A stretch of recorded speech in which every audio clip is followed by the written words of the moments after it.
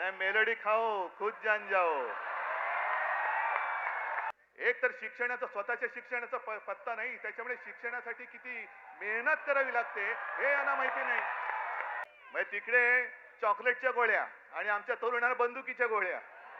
हे हम हिटलर जैसे नाहीये तुमच्या मोदींना सांगा. आणि पाकिस्तान बरोबर चर्चेची तयारी आहे, मग वांगचूक बरोबर का नाही करत? जमलेल्या माझ्या तमाम देशभक्त बांधवांनो, भगिनी आणि मातांनो,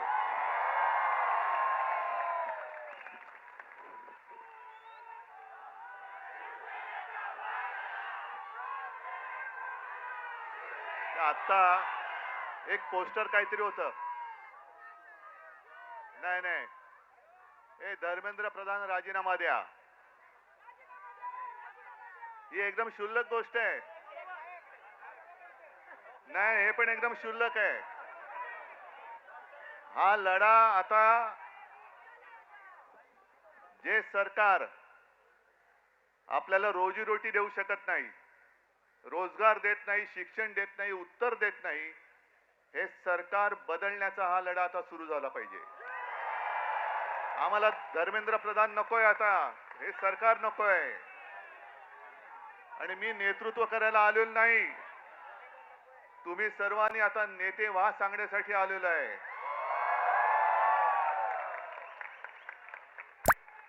फक्त मला एक तुमच्याकडनं वचन पाहिजे. ही आज दिसते ती जाग आहे, आज दिसणारी आग आहे, हे सरकार बदलेपर्यंत टिकणार की नाही टिकणार? म्हणजे ही आग टिकली पाहिजे, सरकार टिकता कामा नये. या आगीमध्ये सरकार जाळून भस्म झालं पाहिजे, तर या उठावाला अर्थ आहे. आणि हा लढा एकट्या सोनम वांगचूक यांचा नाहीये. हे सरकार केवळ चंदा चोरी, वोट चोरी, अरे तुमचं भविष्य चोरलंय त्यांनी, तुमचं भवितव्य, या देशाचं भवितव्य चोरलंय. काय दिलंय का या सरकारने तुम्हाला? आज मी येताना बातम्या बघत होतो, दिल्लीमध्ये जंतर मंतरच्या इकडे युद्धाची तयारी जणू काही सुरू झालेली आहे. सैन्य आणतायत, फौजा आणतील, कदाचित अणुबॉम्ब सुद्धा आणतील. पण या सरकारला माहिती नाहीये, या देशामधला हा जो तरुणाईचा अणुबॉम्ब आहे तुमच्या बुडाखाली आधीच लागलेला आहे. आणि हे आता तुमची जी काय युद्धाची तयारी आहे, ही तयारी जर का नीट परीक्षेच्या वेळेला नीट केली असती तर तुमच्या बुडाला सुरुंग लागला नसता, लागला असता. बरं, मी काय म्हणतो की एकदा होऊन जाऊ दे. सोनम वांगचूक यांनी देशाला काय दिलेलं आहे. जे आपले सैनिक हे तुमच्यासारखे, तुम्ही तरुणाई, या देशाचं भविष्य तुम्ही आहात आणि देशाचे रक्षण करते तुमच्यासारखेच तरुण जवान सरहद्दीवरती आहेत.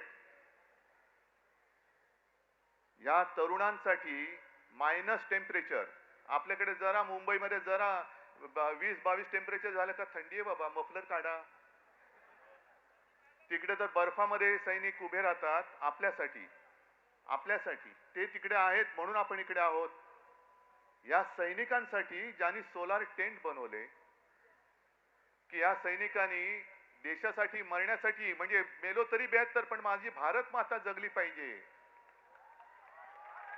त्या देशाच्या सैनिकांसाठी ज्याने सोलर कॅम्प बनवून दिले, टेंट बनवून दिले, तो यांच्यासाठी देशद्रोही ठरतो. हा देशद्रोही. तिथलं पाण्याची टंचाई लक्षात घेऊन ज्यांनी आईस फाउंटन तयार केले, असा हा पर्यावरणवादी, असा हा शास्त्रज्ञ,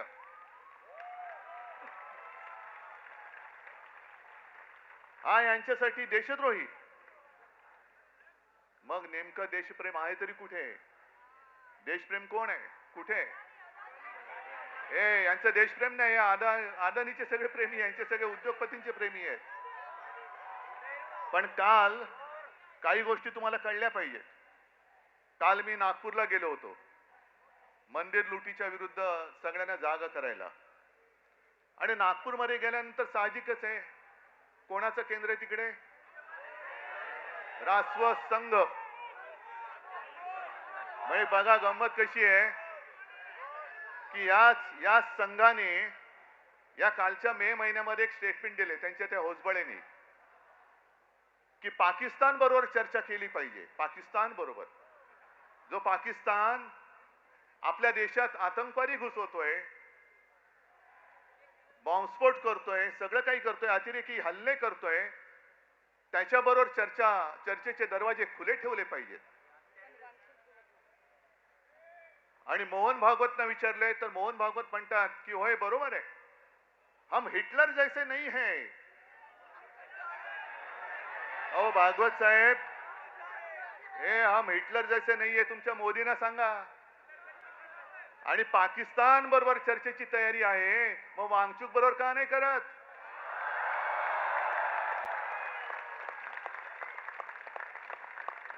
म्हणजे जो देश आपल्या सैनिकांचे बळी घेतोय त्याच्याबरोबर चर्चा, आणि जो माणूस आपल्या सैनिकांसाठी सोलार टेंट बनवतोय, अरे त्याच्या बुद्धिमत्तेचा वापर करून घ्या या देशासाठी. अशी माणसं होत नाहीत परत परत,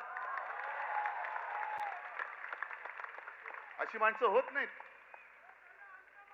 मग ही सगळं आहे जे काय बघतोय ना आज, सगळे तिकडे पोलीस फाटा वगैरे आणतायत, कोणासाठी आणताय? अरे एवढे घुसवा ना तर पाक व्याप्त काश्मीरमध्ये का नाही घुसवत तुम्ही? माझ्या नौजवान सगळ्या तरुण आणि या तरुणाई विरुद्ध तुम्ही आणखीन जे देशाच्या रक्षणासाठी सैन्यात जमा झालेले ते भरती झालेले तरुण वापरणार, म्हणजे तरुणांनाच तरुणाच्या विरुद्ध उभे करणार, आणि तुम्ही काय तिकडे जिलब्या पडत बसणार का ढोकळा खात बसणार?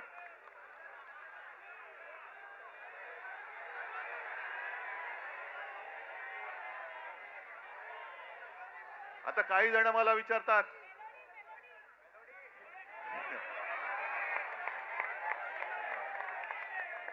नहीं मेलोडी खाओ खुद जान जाओ,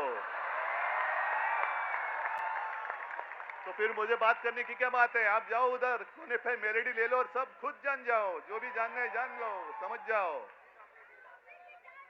मैं तिकडे चॉकलेटच्या गोळ्या आणि आमच्या तरुणांना बंदुकीच्या गोळ्या. नाही हे सरकार, म्हणून मी म्हंटल ना, आहोत ना आम्ही हिंदुत्ववादी आहोतच, पण कट्टर देशाभिमानी हिंदू आहोत. धर्माच्या आधारावरती केवळ शेंडी जानवाचं हिंदुत्ववाले आम्ही हिंदू नाही आहोत, आम्ही देशभक्त हिंदू आहोत. आणि म्हणून मी काल मोहन भागवतने जे विचारलं की आज जे काही देशात चालू आहे हेच तुमच्या कल्पनेतल्या हिंदू राष्ट्रामध्ये बसतंय का?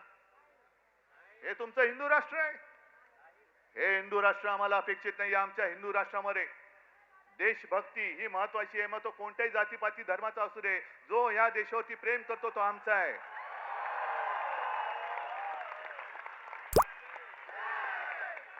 पण गंमत कशी आणखीन असते ती बघा.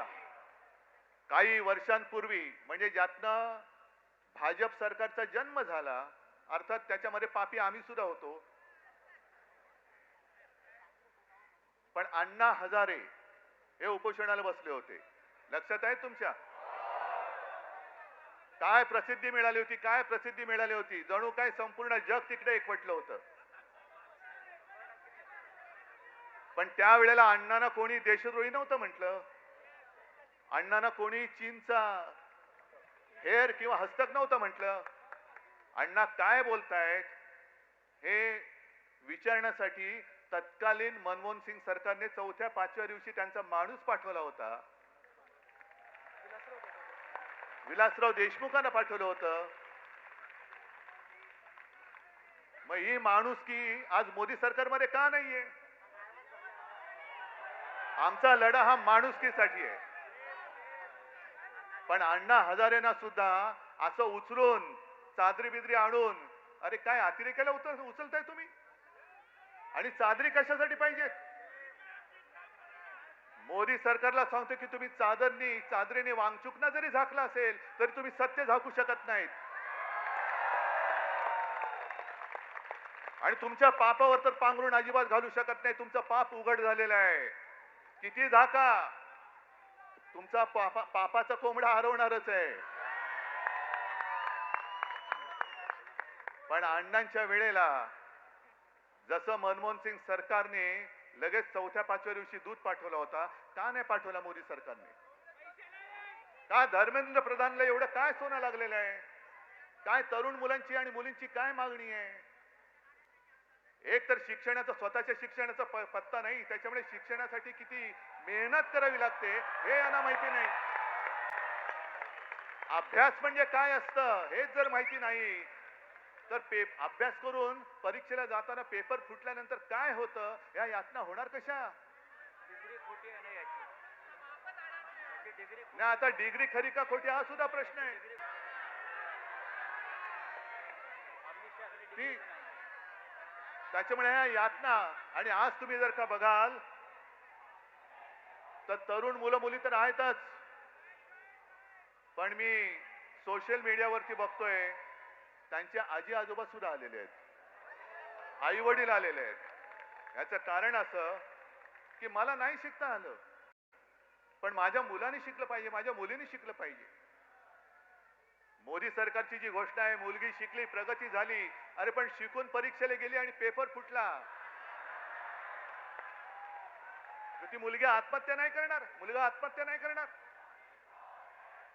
मग एवढ्या मुलाने आत्महत्या केल्या तरी एक धर्मेंद्र प्रधान तुम्ही डोक्यावर घेऊन नाचताय. मग धर्मेंद्र प्रधानला असं काय सोनं लागलेलं आहे?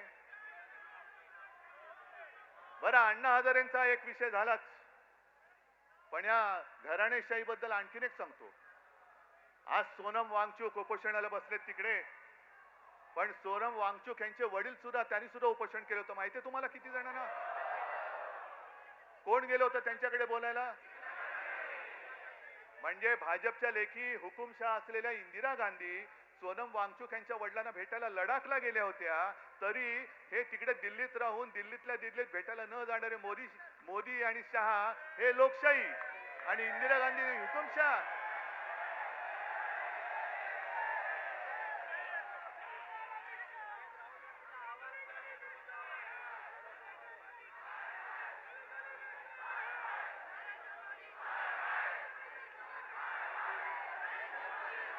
एक मिनिट, हा गली गली में शोर आहे, बरोबर आहे, पण तुम्ही जिथून जिथून आलाय, कुठल्याही गल्लीतनं आला असाल, कुठल्याही गावातनं आला असाल, त्या गल्ली गल्लीमध्ये तुम्हाला शोर करावा लागेल, तुम्हाला आवाज उठवावा लागेल. मला जे प्रश्न विचारत होते त्यांना मी हेच सांगतोय की तुम्ही दिल्लीला जाणार का? हो, वेळ येईल तेव्हा मी नक्की जाईन, पण मी एकटा गेलो असतो तर फरक नसता पडला. आज हे सगळे एवढे जण इकडे जमलेत, अख्खा महाराष्ट्र आज तिकडे उभा आहे, आणि हे आंदोलन आता फक्त जंतर मंतर पुरतं मर्यादित ठेवायचं नाही. देशातल्या प्रत्येक कानाकोपऱ्यामध्ये काय तुमची घोषणा? नाही, आणखीन काय बोललात? गली गली में.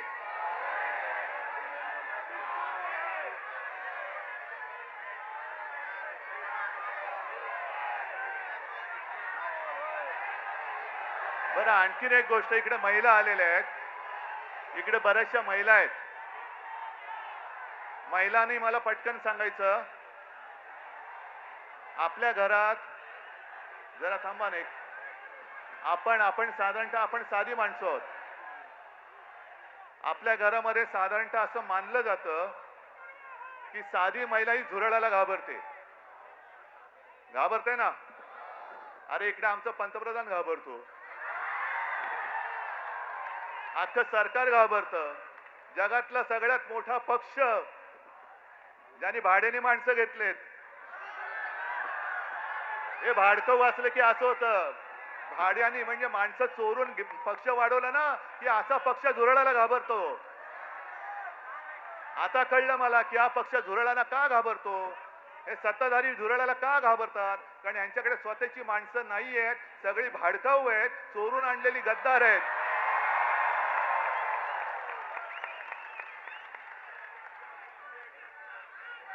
पण आता आपल्याला एक गोष्ट ठरवावी लागेल.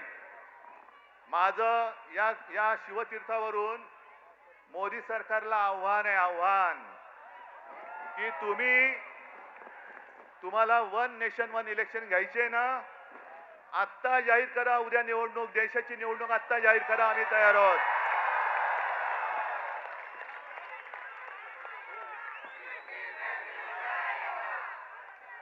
नेशन म्हणजे काय असतं, राष्ट्र म्हणजे काय असतं, या राष्ट्राची ताकद या माजलेल्या सत्ताधाऱ्यांना दाखवून देण्याची आता वेळ आली आणि संधी आलेली आहे. काय असतं नेशन म्हणजे काय असतं, राष्ट्र म्हणजे काय असतं. तुम्ही या माझ्या तरुणांना, जे उद्या देशाचं भविष्य आहेत, त्यांना कॉक्रोच म्हणता. पण आज तुम्ही बेशरमपणाने तिकडे गादीवरती बसलायत. जर आपल्याला स्वातंत्र्य मिळालं नसतं तर त्यांची बुडं टेकायला या गाद्या मिळाल्या नसत्या. जे क्रांतिकारक फासावर गेले, काय वय होती त्यांची.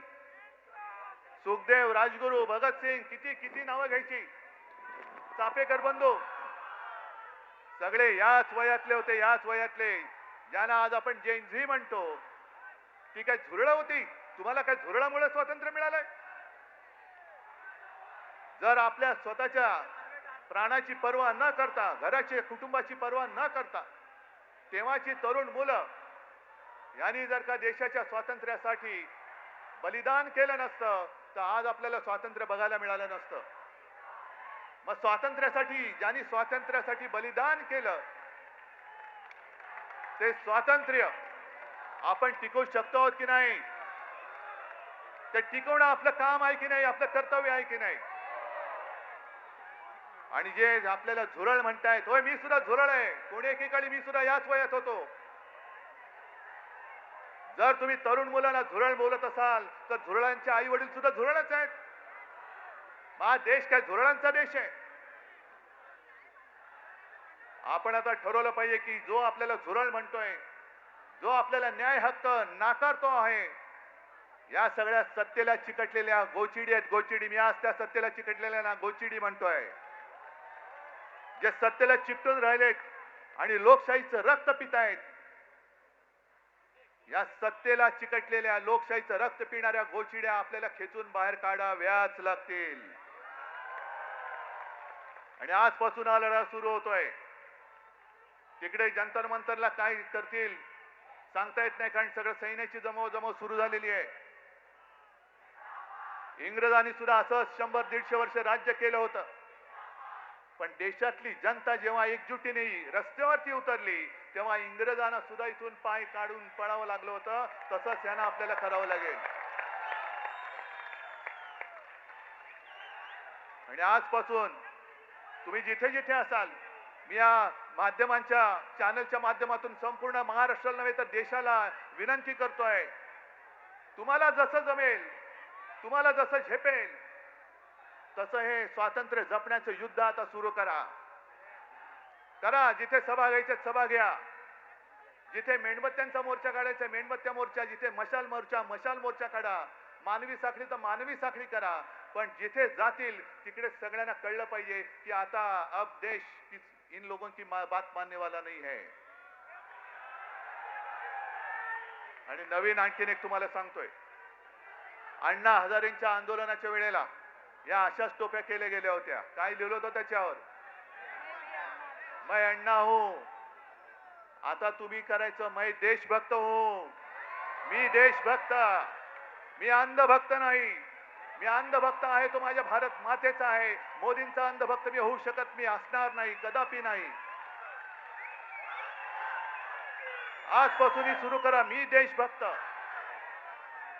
जे मोदी भक्त असतील त्यांना तुमच्या समोर उभं राहायला भीती वाटली पाहिजे. एवढी देशभक्तांची ताकद या देशात आज सुद्धा आहे आणि ती उभी राहू शकते. आणि ती महाराष्ट्र उभी करू शकतो, संपूर्ण देश उभा करू शकतो, हे यांना दाखवून द्या.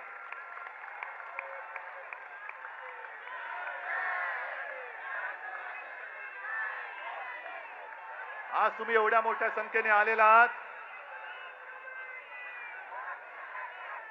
मी म्हणतोय ठिणगी आहे, पण एक ठिणगी वणवा पेटवायला पुरेशी असते. ती ठिणगी आज पडलेली आहे आणि देशाच्या लुटारूंना सत्ता भ्रष्ट केल्याशिवाय आता आम्ही स्वस्थ बसणार नाही. ही शपथ घेऊन आपण ह्या आंदोलनाला सुरुवात करूया. जय हिंद, जय महाराष्ट्र.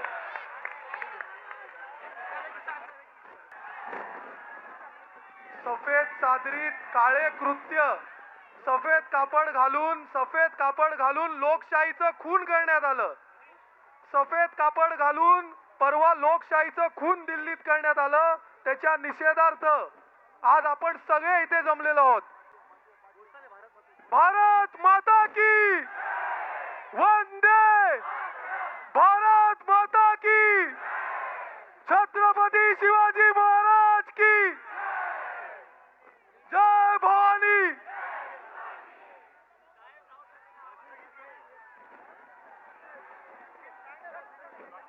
राष्ट्रगीत.